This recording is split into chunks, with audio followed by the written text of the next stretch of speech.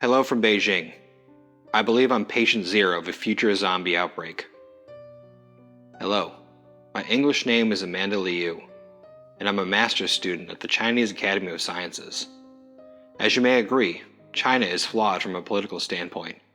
Most of the people in my generation know this. To be fair, I have friends in the Western world who feel the same way about their own leaders. As we have seen recently, viruses have no borders, and it is incredibly important that the world is aware of my condition. I resent having to use a VPN just to post on this. Government censors are preventing me from telling my story through any form of Chinese media. I write to you now in what is a rare state of lucidness. Before my death, I would like to make my story known. The source of my illness did not come from food or animal origin. Some strange food is consumed here, but the strangest of these foods, like bats and pangolins, are only consumed by a very small percentage of the population.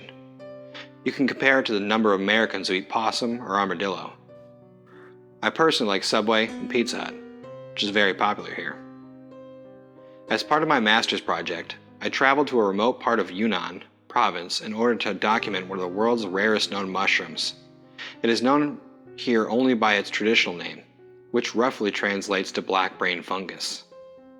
The mycelium, which act like the roots of the mushroom, has only been found growing in underground caves deeper than 200 meters. No one has ever documented the fruiting of this mushroom, which is what happens when the mycelium produces its reproductive organs above ground.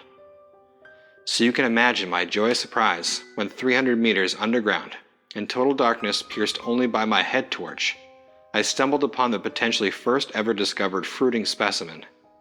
The mushroom had a grayish brain-like texture on the cap. This brain was punctuated by a number of pores that oozed a tar-like liquid. One might be disturbed by its appearance, but to me it was beautiful. The smell, however, was that of rancid flesh, making me gag as I approached it. I took my photos, over 100 actually, wanted to capture it from all angles. I then attempted to take a spore print. To do this, I had to cut off the cap of the mushroom, which I feel bad about doing, but it is essential to the further research of the species. As I begin to cut the stem, the cap suddenly inflates, like a puffer fish, the black tar squirting on my gloves and shirt, and then, just as suddenly it deflates, leaving me choking on a cloud of dust-like spores. Despite a ruined shirt and a lung full of spores, I bagged the cap of the mushroom and begin my ascent above ground, followed by a very long train journey home to Beijing. The symptoms came the next day. Flu-like, headache, and loss of appetite.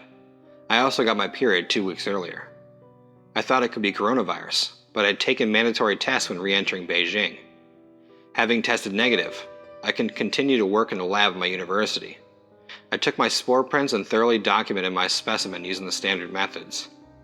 On the third day of my return, my boyfriend Tao really started to worry about me.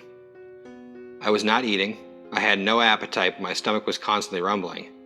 He made me stay home in our apartment and kept trying to feed me my favorite foods.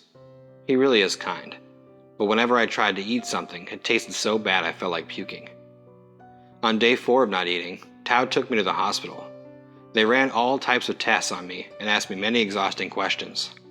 All I wanted to do was sleep. I felt very weak. They put me on an IV and kept me overnight. Tao stayed with me. I don't remember anything, but he told me as best as he could what happened. In the middle of the night, I suddenly stood up from my bed, awakening Tao, who was asleep on a folding bed beside me. My eyes were open, but I was unresponsive like a sleepwalker. I slowly started to walk out of my room and down the corridor, my mouth slightly agape. Despite the late hour, there was still some activity in the emergency wing. Someone was being amputated in a nearby operating room.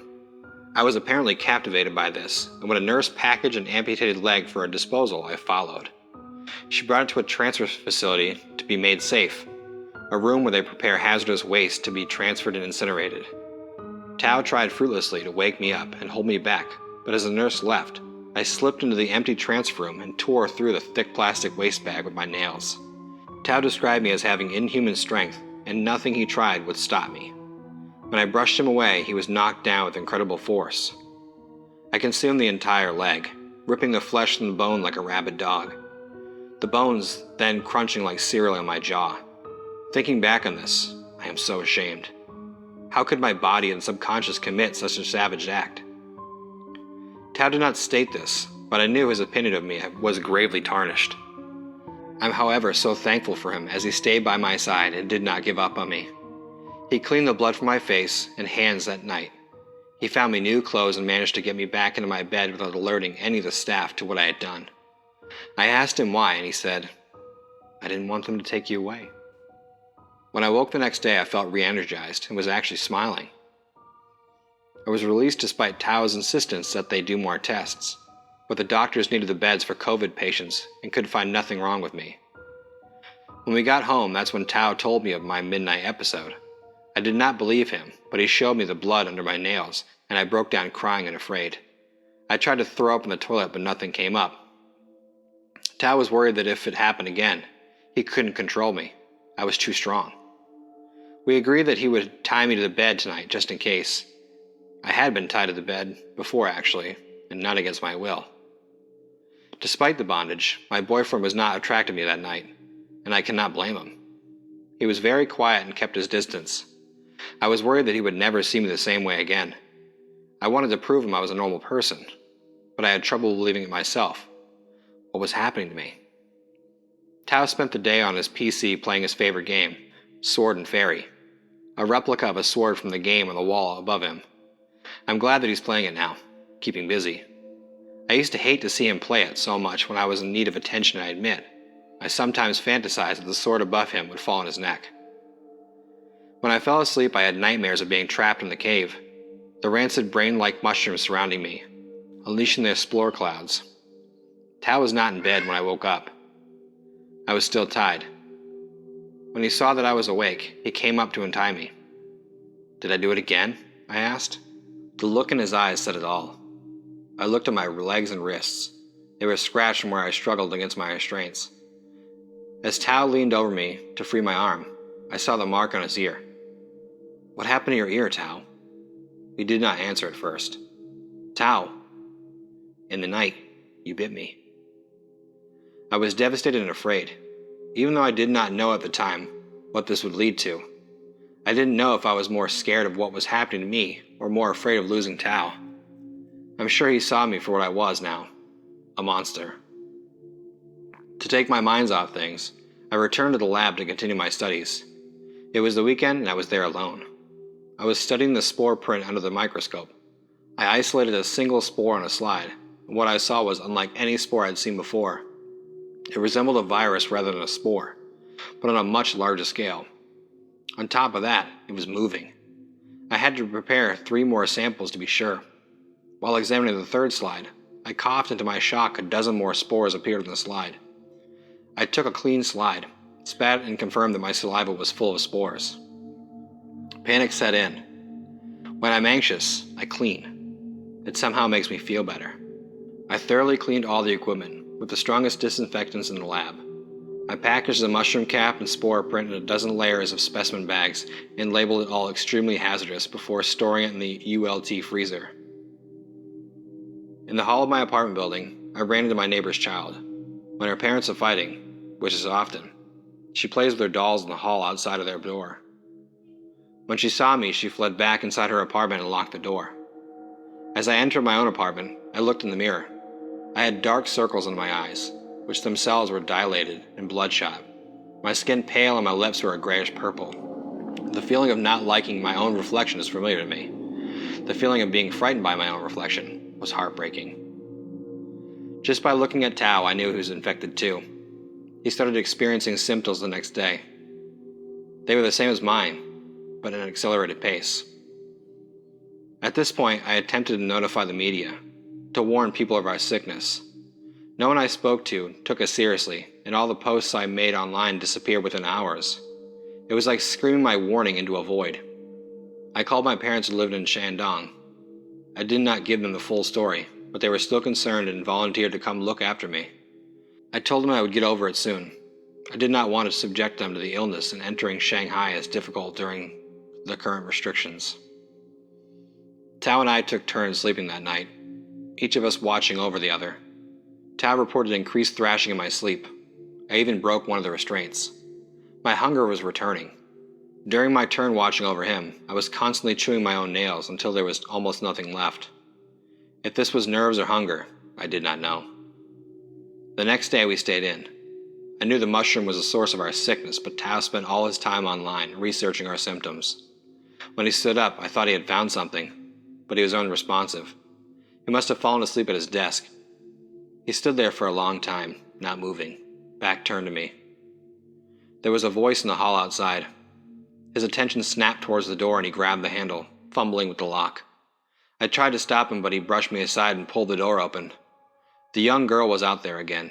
I could see her through his legs, sitting on the floor with her toys spread out around her in a circle. Tao grabbed her by the leg, lifting her with ease towards his drooling mouth. The girl screamed. I jumped on Tao's back, my arms around his neck. He thrashed around to throw me off. His jaw snapped mechanically open and closed, inches from the girl's flesh. I swung all my weight against his neck, causing him to topple backwards through the open door of our apartment. We tumbled as a group, crashing into his PC desk. He dropped the girl as he fell. I yelled at her to run, but she just sat there, paralyzed with fear. I hit Tao on the head with a heavy ceramic plant pot. It did not faze him. He tossed me aside and I crashed into the wall next to his computer. He pounced on the girl like some great possessed ape. Tears streamed her face. There was no chance of her escape. And that's when I did it. I brought the sword down his neck. The replica sword had no sharpened edge, but the sheer weight of it against flesh was nearly enough to decapitate Tao. His broken spinal cord caused his body to fall limp on top of the girl, his head half attached. His mouth continued to snap open and close until I swung the second blow, severing his head completely from his neck. I rolled his body away from the girl. She was unharmed, not even soiled. She ran off screaming and I closed the door behind her. And then I cried, alone and afraid. I cried for a long time, and I waited, thinking that soon the police would be here, and my ordeal would be over. I was relieved in a sense. It would now be in their hands. If they locked me up, then I couldn't hurt anyone else. But no one came and I couldn't keep myself awake. So I locked the apartment door from the inside and threw the key out the window. The next day I woke to what looked like a burglary. My apartment was trashed. Broken glass, upturned furniture, and blood on the walls. It was no burglary though. It was me. The apartment door had been savagely clawed at and would probably not hold me for another night. My fingers were bloody and raw, but I felt no pain. I caught myself in the mirror to see I'd pulled out most of my hair. There was hair stuck between my teeth. I must have been eating it. And there in the middle of the floor lay my beloved Tao. In a moment of fear and sadness, I tried to end it. I grabbed a shard of glass and cut myself. There was no pain in the little blood, as if the blood inside me had all dried up. Clinging to the large shard of glass with my bare hands, I plunged into my own stomach. I coughed a bit of tar-like blood, but otherwise there was no real consequence. I was trapped in this monstrous body until I wasted away. Out of fear for myself and for the rest of humanity, I chained my neck with a bike lock to a sturdy radiator. I'm sure if I break free that the apartment door won't hold for long. I've since come to regret this decision. I'm not sure how many days it's been, but Tao's decaying body is now covered with small mushrooms. When they finally do find us, the infection will likely spread. I wish I had burned this place down, but instead I'm stuck here with my phone and my boyfriend's decaying corpse. Stay safe.